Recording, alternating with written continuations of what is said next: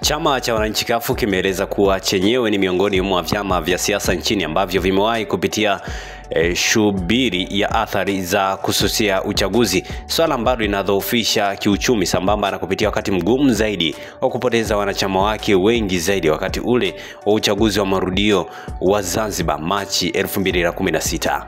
Katibu mkuu wa chama hicho Husna Abdara amesema uamuzi huo akisababishia chama hicho kukosa haki ya kuisimamisha wabunge.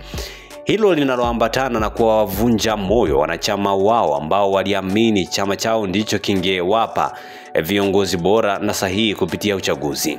Nilivyotokea tumesusa wanachama wakapoteza matumaini, wakaona hawana nafasi tena ya kupata viongozi wanaowataka kutoka ndani ya chama chetu, tukawavunja moyo. Ameeleza hayo Husna alipozungumza na gazeti la Mwananchi. Sambamba na hilo amesema chama hicho kilikosa ruzuku iliyopatikana kwa makadirio ya idara ya kura za urais ambazo chama husika kingezipata katika uchaguzi.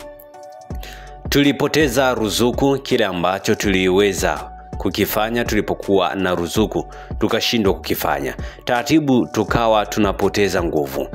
Katika mazingira hayo amesema kutokana na taarifa za chama cha demokrasia na maendeleo Chadema kueleza kuwa hawatoshiriki uchaguzi mkuu ujao na huenda wakauzuia. Husna amesema kuna hatari ya Chadema kupoteza wanachama wengi kama ilivyokuwa kwao wakati huo, kwa sababu watatoka nje kwenda kutafuna matumaini nje ya taasisi waliopo, kwa sababu kila mtu anaingia kwenye siasa akiwa na lengo la kuwania nafasi fulani.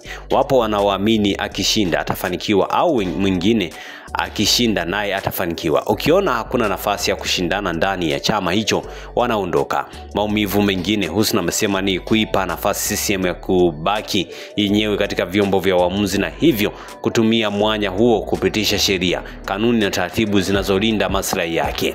Hatua ile ukawa mwanya wa kupitisha kwa sheria nyingi za hovyo, na sisi CUF tulibaki tukisemea nje, tukikosa mamlaka kusema na kusikilizwa kwa kuwa hatukuwa sehemu ya bunge. Asante kwa kuifuatilia Baharia TV. Usisahau kulike, kusubscribe, kucomment na kushare.